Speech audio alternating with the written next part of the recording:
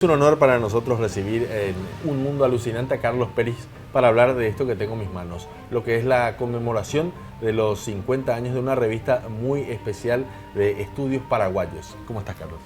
Un gusto, Luis, estar aquí en tu programa y bueno, un saludo a todas las personas que nos están acompañando el día de hoy. Así es, queremos conocer un poco la historia de estos 50 años que están en un compendio aquí para recordar la importancia de lo que son estas revistas que se empezaron en 1973. ¿Ya?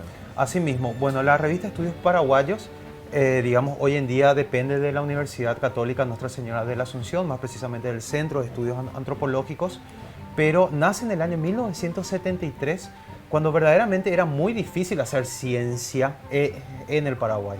¿Y por qué digo era muy difícil hacer ciencia en el Paraguay?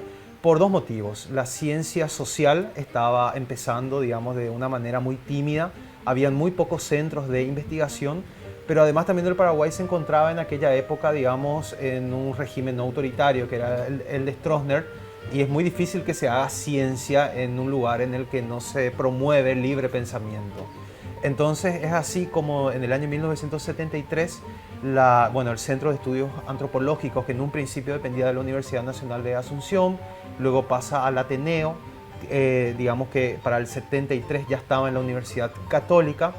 Ellos dicen, bueno, nosotros necesitamos una revista donde científicos sociales puedan expresar su conocimiento de una manera objetiva sobre la cuestión social del Paraguay. Y es así como desde el 73 hasta el año 2022, que es el periodo en el cual hoy nos encontramos, los intelectuales más importantes del Paraguay, Adriano Irala Burgos, Josefina Pla, Branislava Susnik, pasaron por las diferentes páginas, por las diferentes ediciones de la revista Estudios Paraguayos, y es así como hoy festejamos y lanzamos estos dos libros en donde uno tiene el catálogo y otro tiene la reproducción del primer número. Eso es importante porque está el catálogo, vemos que tiene un CD también para explicar un poco qué contiene todos estos libros. Asimismo, bueno, el primer libro, ¿verdad? Que es este, ¿verdad? Se llama Revista Estudios Paraguayos, es la catalogación y la digitalización. ¿En qué sentido? Que acá hay dos catálogos. El primero es un catálogo por número, es decir, los más de 40 números de estudios están aquí, todos catalogados por la fecha en la que se lanzó. Y luego hay otro catálogo que es por autor.